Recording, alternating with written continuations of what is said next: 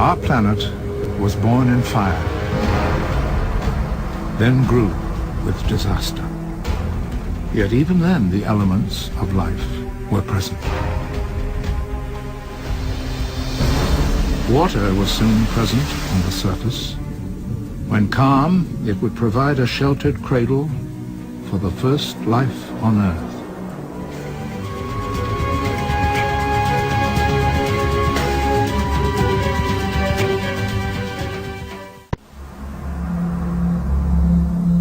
Four and a half billion years ago, the Earth was a very different world. Under layers of thick gaseous clouds was a planet still hot from its birth, with an atmosphere both dense and crushing. The early planet was probably only a tenth of the size that it is today. But it was to grow, and that chance and violent growth would prove crucial to life's history and to what we are today.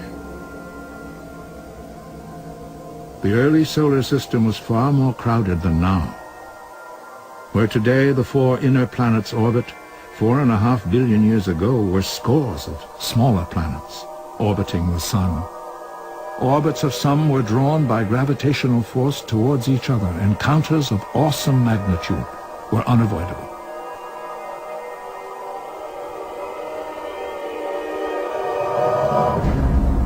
The force and heat of those collisions melted the rock, but gravity would hold the two together and then weld them into one. With each collision, the planet would grow larger.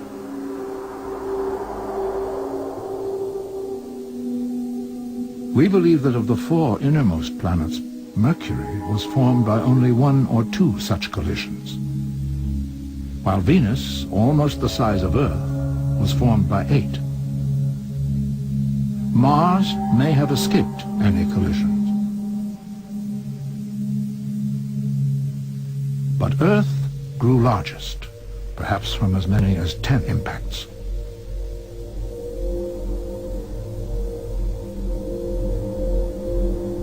And the last impact, 4.5 billion years ago, would have a profound effect upon our world.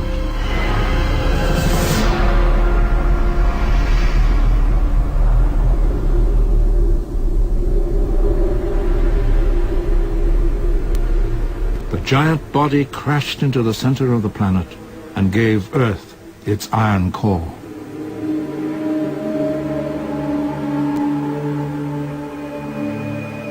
The lighter debris was cast off into space and then drawn into orbit around the enlarged planet.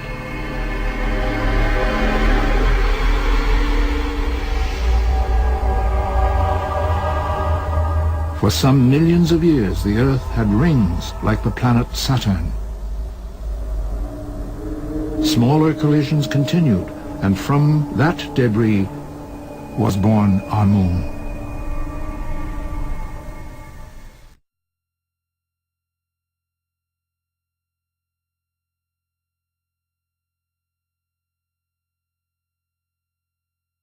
At the Earth's center is a massive ball of iron, known as the core.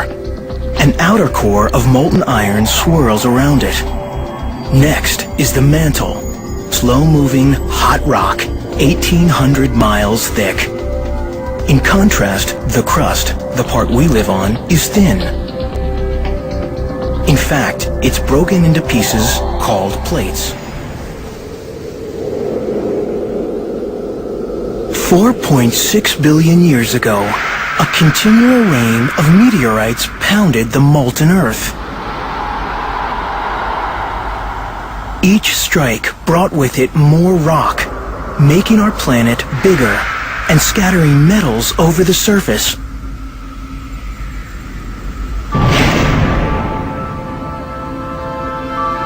Then, a giant asteroid struck.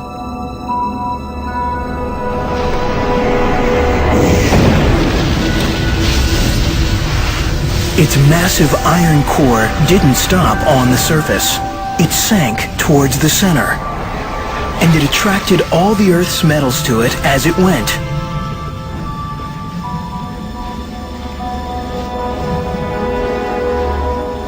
The asteroid's lighter, rocky debris went spinning around the Earth. The fragments were drawn together by gravity.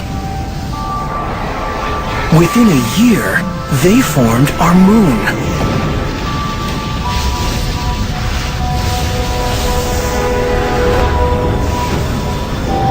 That's why the moon has no metal at its core. And it's why metal is rare in the Earth's crust. It arrived much later, in meteorites from outer space.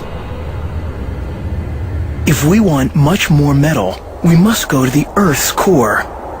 It's made mostly of iron and nickel, but 1% is gold. That may not sound like much, but the core is so vast that its gold could cover all the land on Earth, knee-deep.